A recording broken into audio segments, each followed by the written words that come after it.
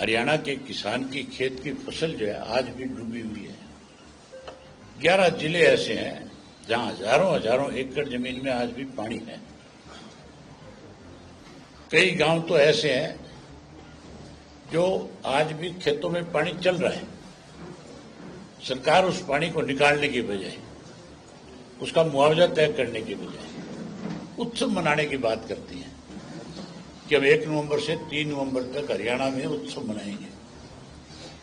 किसान तो मर रहा है, ये उत्सव में लगे हुए हैं। जहां जल भराव था, जहां बहुत बड़ा इश्यू था, हम गवर्नर को इसलिए ये बात कहना चाहते थे जाकर के कि हमने मुख्यमंत्री को ये बात कह चुके थे पहले और उन्होंने इस बात पे कोई ध्यान नहीं दिया। तो हम गवर्नर के माध्यम से फिर एक बार सरकार को चेताना चाह रहे थे। हमने ये भी फैसला किया था कि गवर्नर अगर हमारी बात को ढंग से नहीं सुनेंगे तो फिर अगला स्टेप हम इसके लिए किसानों को साथ लेकर के कोई नया कदम उठाने का काम करेंगे। आज हमने अभी फैसला किया है, कि हम 3 तारीख को हरियाणा प्रदेश के हर डिस्ट्रिक्ट हेडक्वार्टर के ऊपर जहां जल भराव है वहां मेमोरेंडम देंगे जल भराव के साथ। जहां एमएसपी पे फसलें नहीं खरीदी जा रही, किसान के धान की फसल जो है वो 600 रुपये पर क्विंटल के हिसाब से कम दिया जा रहा है। बाजरा जो है मुफ्त में किसान घेर के आ रहे हैं, ये हालत है आज किसान की। उसको जो एक वो 52 भरपाई योजना जो इन्होंने बनाई थी, उसका भी 1 नया पैसा नहीं दिया किसी को तक। ना किसान को आज खाद मिल रहा है। खाद में भी किसान के साथ इस तरह का व्यवहार किया जाता है जैसे कोई कैदी से मिलने जा रहा हो। हम जेल में जब किसी से मिलने जाते हैं तब तो सरकार की तरफ से एक स्टैंप लगाई जाती है जेल की तरफ से कि वो वापसी में अपनी स्टैंप दिखाएगा और बाहर जाएगा। यहां तो किसान को खाद जब लेने जाता है तो उसको जब बैग दिया जाता है तो उसके हाथ के ऊपर स्टैंप लगाई जाती है कि दोबारा मांगने ना आ जाए। किसान को जितनी जरूरत होगी, अगर मेरे पास 30 एकड़ जमीन है तो मैं 30 बैग 60 बैग लूंगा कि नहीं लूंगा। एक एक बैग खाद का दिया जा रहा है। किस तरह से लोगों को आज परेशान किया जा रहा है।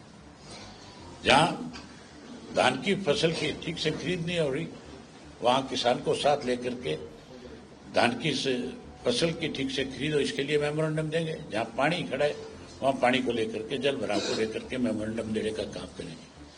ये उत्सव मनाने की बात कर रहे हैं। हालत हमारे प्रदेश की ऐसी है, मुख्यमंत्री तो सारा दिन दांत फाड़ता है, हंसता है।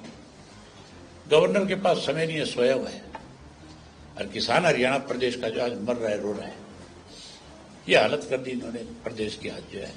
इसलिए हमने ये फैसला किया है कि हम 3 तारीख को पूरे प्रदेश के अंदर हमारे पार्टी के कार्यकर्ता किसानों को साथ लेकर के पार्टी के पदाधिकारी जो है वो जाएंगे और मेमोरेंडम दे करके आएंगे। मेमोरेंडम पे भी अगर फिर भी सरकार को समझ नहीं आई तो फिर हम इसके लिए अगली मीटिंग अपनी तय करके और कोई इसके लिए कोई बड़ा आंदोलन भी अगर हमें करना पड़ा, लड़ाई लड़नी पड़ी, तो उस काम में भी हम अपने साथियों को साथ लेकर के आगे बढ़ेंगे।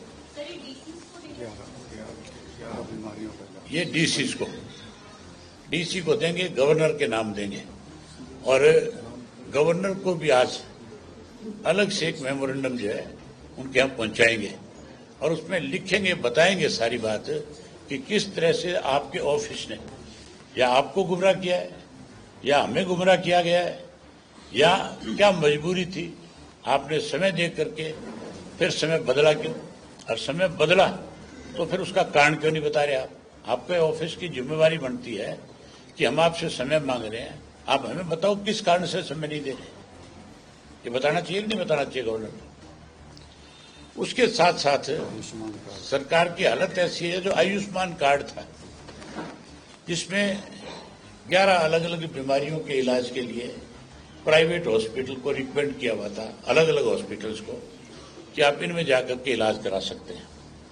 अब वो जो 11 हॉस्पिटल की फैसिलिटी थी, 11-12 बीमारियों की अलग अलग हॉस्पिटल्स की, वो सरकार ने बंद कर दी। उसको बंद करके ये कह दिया गया कि आप सरकारी अस्पतालों में जाकर के इलाज कराओगे। सरकारी हॉस्पिटल में तो एक्सरे की मशीन नहीं, लेबोरेटरी नहीं है। लेबोरेटरी है तो वहां कोई उसका टेक्नीशियन नहीं है, जो उसका इलाज कर सके, जो उसको बता सके भी तेरी क्या दिक्कत है, क्या बीमारी है।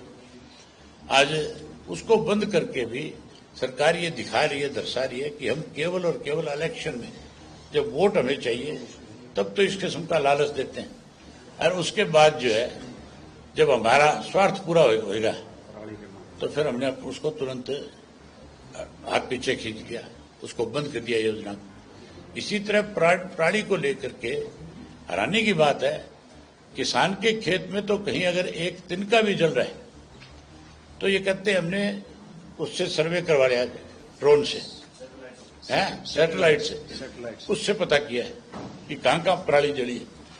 तो वो सैटेलाइट कहाँ गई, उनको पानी क्यों नहीं दिख रहा सरकार को? उससे देखना चाहिए कि नहीं देखना चाहिए? पर किसान का पानी नहीं दिख रहा, किसान की फसल खराब होगी वो नहीं दिख रही, मंडियों में पड़ी किसान की फसल जो बर्बाद हो रही है आज वो दिखाई नहीं दे रही। केवल किसान की पराली की बात करते हैं और कहते हैं कि पॉल्यूशन होता है। अब की बार तो पराली जली नहीं है, कोई मुश्किल से मेरे ख्याल 1% कहीं कोई शिकायत होगी किसी एक आधे जिले में, बाकी शिकायत भी नहीं अब तक। आज भी दिल्ली का IQ लेवल जो है वो 300 पार कर रहा है। तो इसका मतलब ये पॉल्यूशन जो है सरकार स्वयं कराती है। आज तो दिल्ली की सरकार ये कहती है कि हमें आर्टिफिशियल बारिश करवानी पड़ेगी, है कल करवाने की कोशिश करी, हो ही नहीं, कर फैल हो गए कल, उसमें भी पैसे खा गए। और तो और छठ पूजा के नाम पे भी जो इन्होंने किया, एक प्रधानमंत्री के लिए अलग से घाट बनाया, वो तो सोशल मीडिया पे आ गया सारा का सारा। अगर वो बात सोशल मीडिया पे ना आती तो प्रधानमंत्री छठ मनाने जरूर जाते अब की बार। अपने परिवार के साथ कभी कोई त्योहार नहीं मनाया, लेकिन बिहार में वोट चाहिए था, इसके लिए छठ पूजा मनानी थी।